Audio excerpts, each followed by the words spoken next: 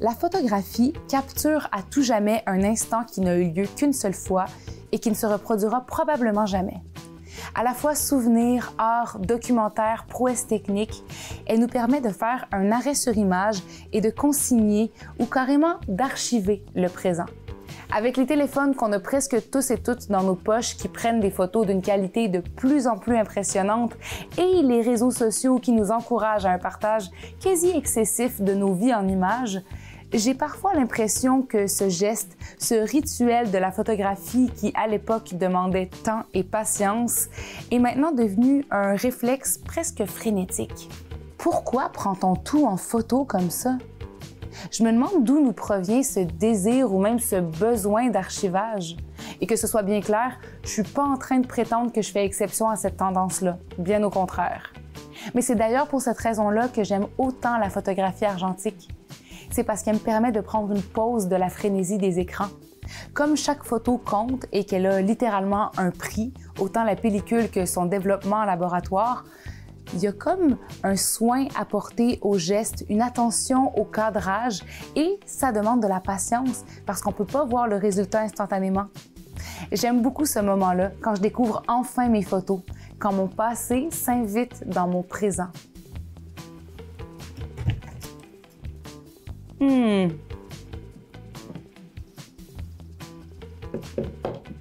Certaines photographies nous plaisent, certaines ne nous font ni chaud ni froid, d'autres nous rebutent, nous choquent, certaines nous attirent et il y en a quelques-unes qui nous obsèdent.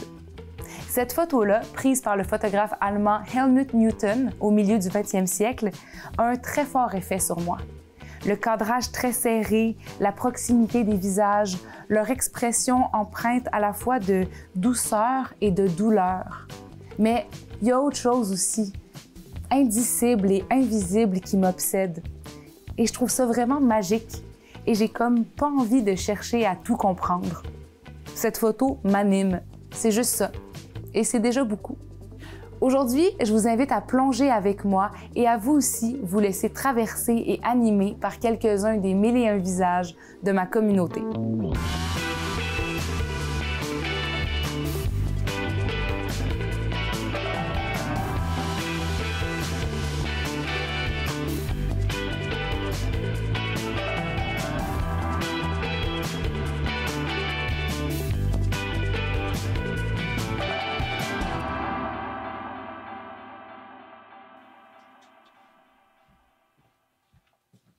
Mon nom, c'est François Trahan. Je fais de la photographie depuis 52 ans.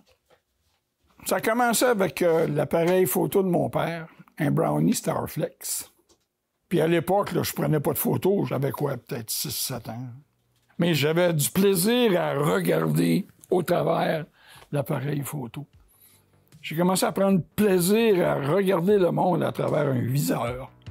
Depuis ce temps-là, moi, je vois le monde à travers un viseur. Partout où je regarde, à un moment donné, il y a un cadre qui s'installe. Tout est cadré. Je vois le monde via la règle des tiers.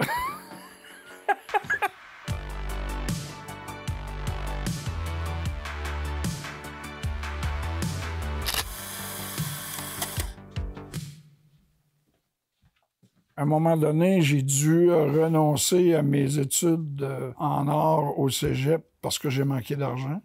Je suis monté à Montréal, à la mine de fer, dans le Nord, à Fermont, pour pouvoir financer mes études en art. Je me suis impliqué, j'ai fait de la radio. Avec la bibliothèque, l'art moderne, la troupe de théâtre, la ligue d'impro, les artisans, la peinture, la photo. J'ai quand même pu faire ce que j'avais envie de faire, tu sais. Fait que, maintenant, j'étais opérateur d'équipements miniers. Ça, c'était pour gagner ma vie. Puis, j'étais opérateur d'appareils photo pour la dépenser.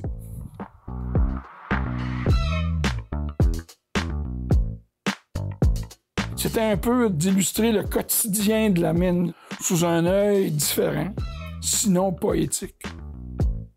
Je fais des images, mais j'ai aussi le trip de l'outil, tu sais. Un artiste peintre a ses pinceaux préférés, je pense. Mais pour moi, ça a été le XD11. Je l'ai acheté seconde main, en 79. Et J'ai eu un accident de char avec. L'appareil est à l'os dans l'auto. Et l'appareil a trouvé le tour de prendre une photo pendant l'accident. Ça donne une photo assez particulière. Une journée d'ouvrage à la mine, j'amenais mon appareil photo. Je trouvais embarrassant de traîner et le sac photo et la boîte à lunch. Ça avait comme pas de sens de mettre l'appareil photo dans la boîte à lunch. Fait que j'ai mis mon lunch dans mon sac photo. Au bout d'une heure à peu près, je pognais le Kodak. Ça faisait 1 heure qu'il trempait dans le coke. Il y a toute une histoire à cet appareil-là. À un moment donné, il avait trouvé étonnant que j'avais pas de photos de caribou. On monte au lac Lucot. C'est 100 000 au nord de Fermont. Là.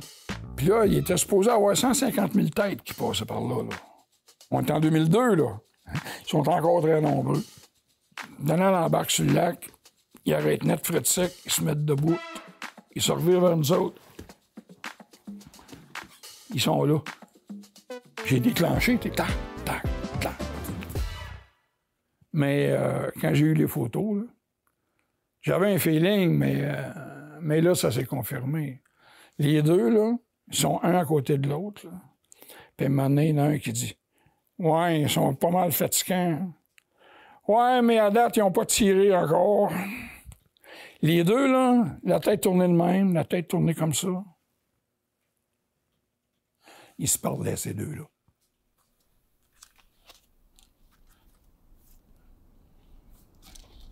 Quand j'ai quitté Fermont en 2011, bon, je me suis installé ici à Franklin. Ce qui m'a fasciné là-bas, c'est un peu le minimalisme du paysage. La nature est à 6 pouces du sol. Hein.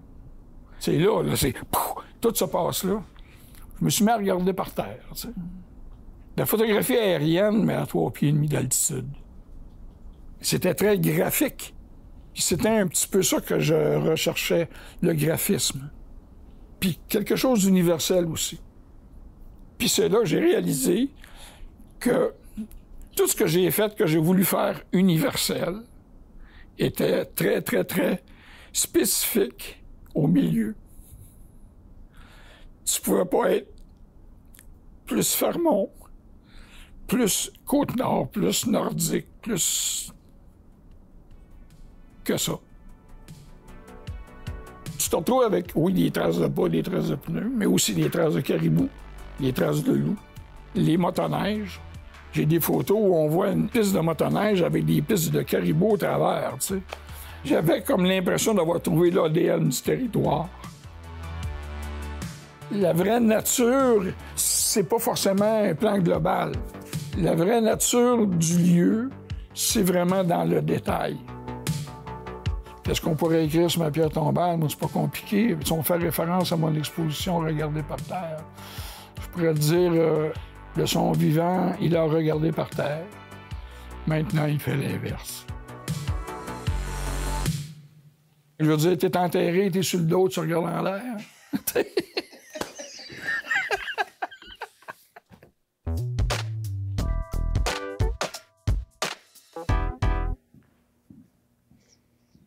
J'ai toujours aimé faire des photos avec mon téléphone, mais j'ai jamais eu vraiment d'appareil photo. C'est vraiment au collège, il fallait qu'on choisisse une orientation, donc où on s'en allait au lycée. Moi, là-bas, je voulais être vétérinaire. Ça n'a rien à voir. Finalement, tout le monde voulait faire vétérinaire. Fait que moi, ça me tentait plus. Je voulais pas faire comme tout le monde. Passer de vétérinaire à photographe. Pour les professeurs en France, c'était assez difficile de l'accepter. J'étais quand même très studieuse. Fait que pour eux, c'était comme un échec de me voir partir dans une filière professionnelle et non partir en université après puis faire des grandes études. C'était aussi ça un peu ma motivation, c'est de montrer que même si on peut être une élève studieuse, on peut faire des études professionnelles puis finir avec un métier qu'on adore. Mon premier sujet de photo, c'était mon lapin. Je me souviens, mes parents, ils avaient un petit appareil photo compact juste pour prendre les souvenirs de famille, en fait. Puis quand ils étaient pas là, je savais où ils cachaient l'appareil photo. Fait que j'allais comme tout doucement aller le prendre. Puis là, je m'amusais à faire des réglages, je m'amusais à prendre plein de choses en photo, dont mon lapin, vu que c'était un sujet qui bougeait. J'apprenais, puis je me souviens, je leur disais pas que je prenais l'appareil photo, puis je pense que je leur ai jamais dit encore.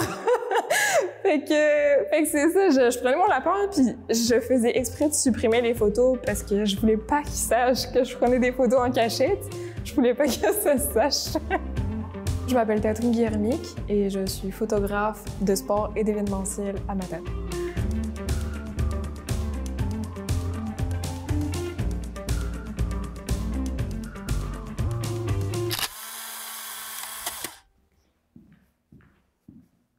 Je savais pas où je m'en allais en venant ici. Il y a comme un partenariat avec le Cégep de Matane puis des lycées professionnels en France. J'ai envie de voyager, j'ai envie de découvrir d'autres cultures. J'avais jamais voyagé avant, même pas dans la France. Jamais j'ai pris l'avion, c'était la première fois. Fait que partir seule, c'était comme partir à l'aventure puis un peu défier tout ce que les professeurs avaient dit sur la photographie, etc. J'ai pas vraiment réfléchi. J'ai regretté. Je suis partie sur un coup de folie sans réfléchir. Une fois que je suis arrivée ici, j'avais juste envie de retourner en France. Puis maintenant, j'ai plus envie de retourner en France.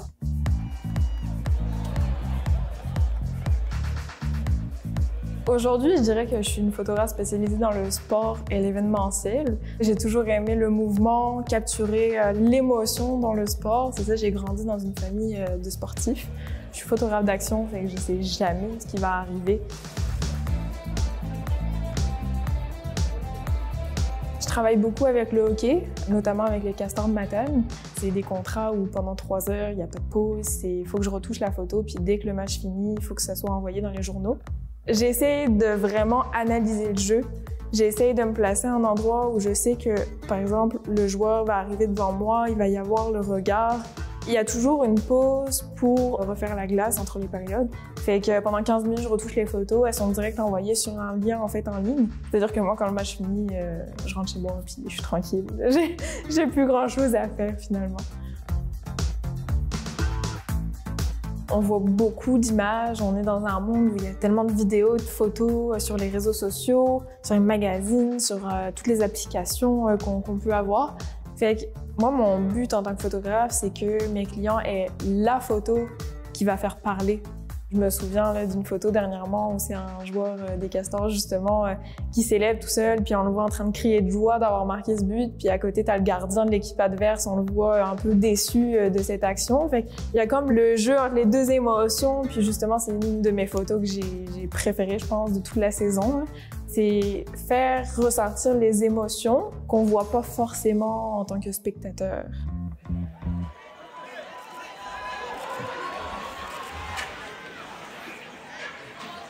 La bague ici, c'était comme 2 semaines avant mon départ en avion. J'ai été dans une bijouterie avec mes parents, puis ils me disent « OK, on veut t'acheter un bijou que tu vas porter tous les jours. » Puis évidemment, je disais à ma mère, je dis « Ouais, mais pourquoi tu veux que je le porte toujours? » Elle me dit « J'ai peur que tu m'oublies. » Fait qu'elle dit « Je veux que tu aies cette bague, puis comme ça, dès que tu la regarderas, dès que tu vas toucher ta main, tu vas penser à nous, puis c'est ça, au moins tu nous oublieras pas à l'autre bout du monde. » C'est, je dirais, l'objet le plus sentimental que j'ai apporté avec moi ici.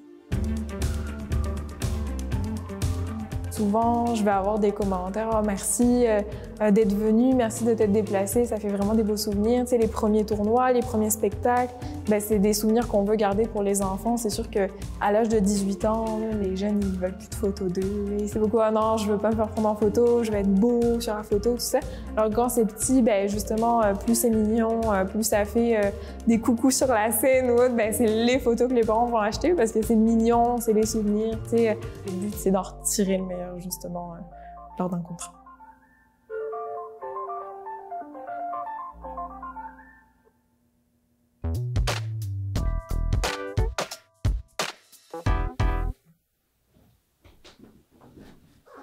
Ça, c'est une Catalogne qui est issue de la maison de ma grand-mère maternelle, Mariana. Ma mère me racontait des souvenirs par rapport à la création de Catalogne. Quand elle était jeune, bon, c'était une famille de 7 enfants. Le métier de ma grand-mère, c'était d'économiser. C'était de cuisiner, créer des vêtements, récupérer. Puis ça veut dire que dans cette catalogue-là, il y a possiblement des chemises de mon grand-père, des vêtements de ma mère, peut-être des vieux rideaux, peut-être des draps. Puis quand j'étudiais au premier cycle universitaire en ethnologie, j'en ai fait un sujet de recherche. Puis j'essayais de remonter le fil de l'histoire puis de comprendre qui avait passé la commande, qui l'avait fabriqué. Puis ça a donné lieu à un rapport de presque 50 pages finalement sur l'histoire de 7 catalogues-là. C'était ça le fil conducteur. Je m'appelle Geneviève Thibault, je suis artiste, commissaire et enseignante en photographie au Cégep de Matane.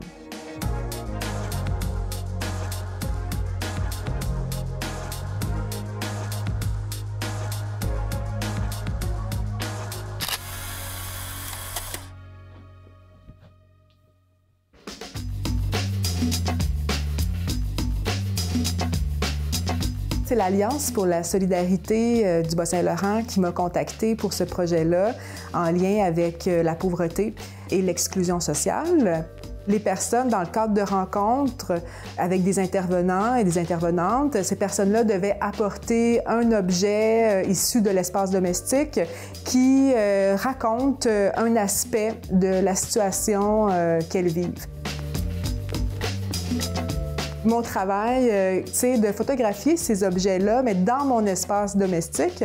Puis l'idée, c'est d'utiliser ma créativité et des éléments récupérés, des éléments que j'ai sous la main de ma vie quotidienne, à part ma caméra puis mon trépied. Tout le reste, c'est pas de l'équipement professionnel. Vous allez voir, c'est vraiment, c'est très bricolé, un peu comme justement les objets qui racontent la pauvreté. Souvent, ce sont des objets qui vont être très usés parce qu'on les utilise longtemps, ou ça va être des objets qui sont utilisés à de multiples fonctions.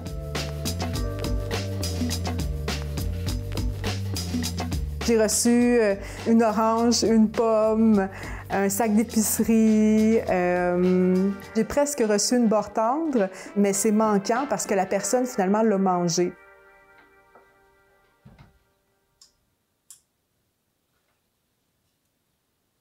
C'est un projet qui me parle beaucoup, en fait, parce que je me considère comme quelqu'un qui est privilégié, qui vit de manière quand même assez aisée. Par contre, c'est une réalité que j'ai longtemps vécue. Puis, je pense que quand on le vit, ça nous habite longtemps après.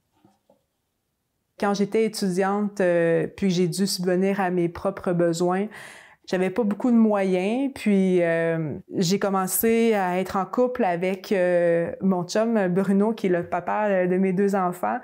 Lui... il avait été sans domicile fixe dans l'Ouest canadien pendant presque 3 ans. Puis, je pense que tout ça, ça transforme quelqu'un, ça transforme des gens, de passer par des épisodes comme ça. Le bonheur de la vie quotidienne, finalement, c'est dans les petites choses. Puis c'est très bien comme ça. Tu sais, c'est des belles valeurs, finalement. C'est des choses que j'essaie de cultiver, de conserver en moi. On voyageait beaucoup de manière très rudimentaire, là, à camper n'importe où, en ville, sur des toits, dans des parcs. Vraiment, il m'a fait connaître un peu sa réalité qu'il avait connue dans l'Ouest canadien. On n'avait rien dans les poches, mais finalement, on se créait nos petites joies là, à petits coups. Puis ça nous est resté. La photographie, ce qui me plaît particulièrement, c'est le fait que c'est un rapport avec le réel. Parmi les artistes dont j'admire le travail le plus, il y a Richard Desjardins. Il dit « As-tu besoin d'un 5 étoiles quand t'en as 5 milliards dans le ciel? »